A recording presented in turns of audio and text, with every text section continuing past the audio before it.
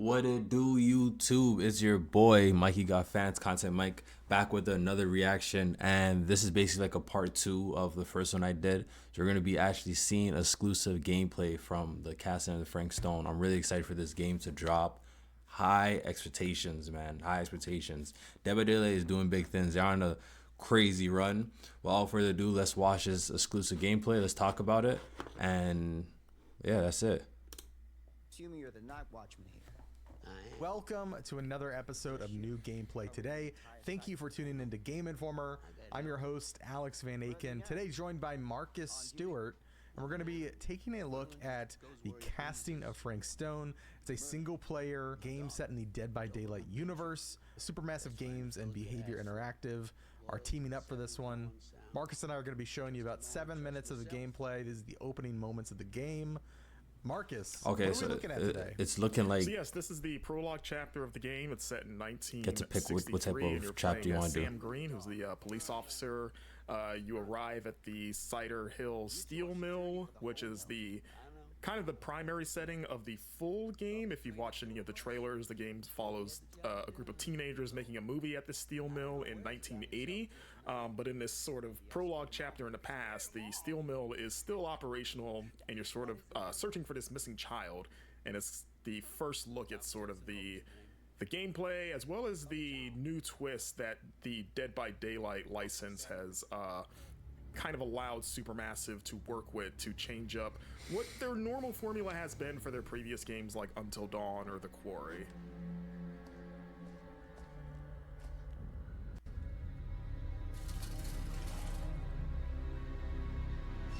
Everything's locked up for the night. If you've played the Dark Pictures or Until Dawn or any of the previous Supermassive horror games, it's of the same sort of skeleton. If, like, it's a choice-driven, very cinematic adventure game. The story can take a variety of different Depending on what turns you and pick. outcomes based on your decisions. I like that type of games. How you execute the sort of split-second button prompts that can occur. But this game is a lot more, I guess, for lack of a better term, interactive because of the Dead by Daylight influences. Like, Supermassive took the opportunity to try to inject more systemic gameplay into what is normally a pretty cinematic experience. Like, they were telling us that the AI has like a non-scripted behavior now, and then also you'll see the traditional button prompts replaced by the Dead by Daylight skill checks, which have been replicated accurately in this game, meaning that it feels like the outcomes of those skill checks have a little bit more nuance just because of how they work in Dead by Daylight, where if you nail that stop the meter mini game like right in the perfect spot, you'll get what is relatively the best outcome. But if you like fall anywhere outside of it, then it's sort of like different degrees of bad. Yeah.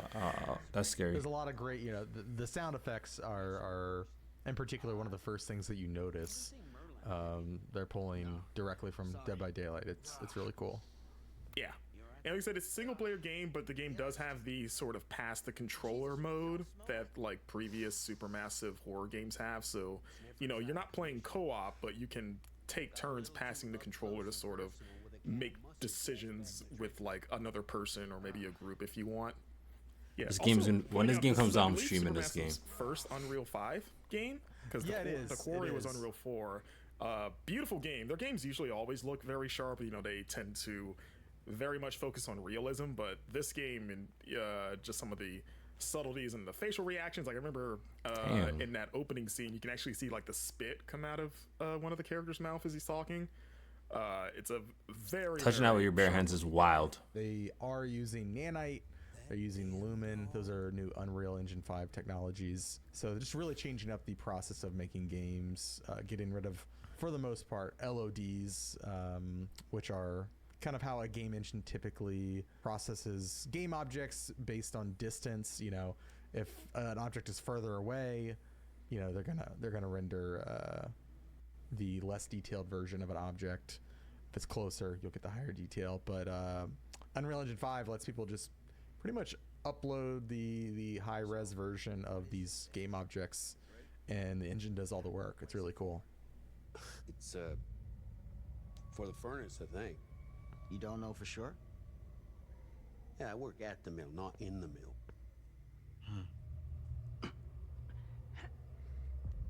Just breaking into this grate here. Yeah, nothing good ever happens when somebody does this. No, that's why I always fear for construction workers when I see them doing it in the street. I'm like, that's a bad idea. My boy, I guess to the gym. It is worth noting this footage is publisher provided. This is not our footage, and behavior has cut out many of the conversations between these characters that Marcus and I experienced. We also experienced multiple outcomes in those conversations that apparently come to play later on. All that being said, I'm gonna let the rest of this video play without commentary from Marcus and I. You'll get a peek at the Dead by Daylight inspired skill check. We saw that play out multiple different ways in our playthrough. Come and on, how be for real. It injured Sam in multiple ways. In this footage, he kind of gets away pretty cleanly, and unfortunately the video will end before the big encounter, but this all kind of just gives a glimpse into kind of the vibe and the feel of the gameplay that you'll come to see in the casting of Frank Stone. Anyways, thanks for watching. If you enjoyed the video, be sure to subscribe to the Game Informer YouTube channel, like the video, share it with a friend, and for all things the casting of Frank Stone, head over to GameInformer.com/Frank Stone. All right, thanks all. Have a good day.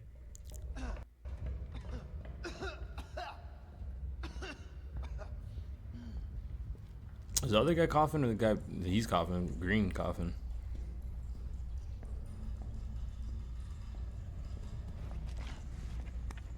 I ain't doing that.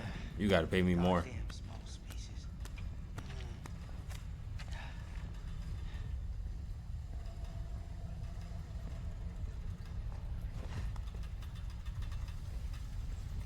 To see the skill checks. Okay. Oh! Why did it make that so dramatic? It's good that there's skill check stuff. Keeping that Dead by Daylight feel and touch still. Yeah. Going up. I want to know if you fail that, what happens. Obviously, you're gonna probably die, but I want to see the outcome of that.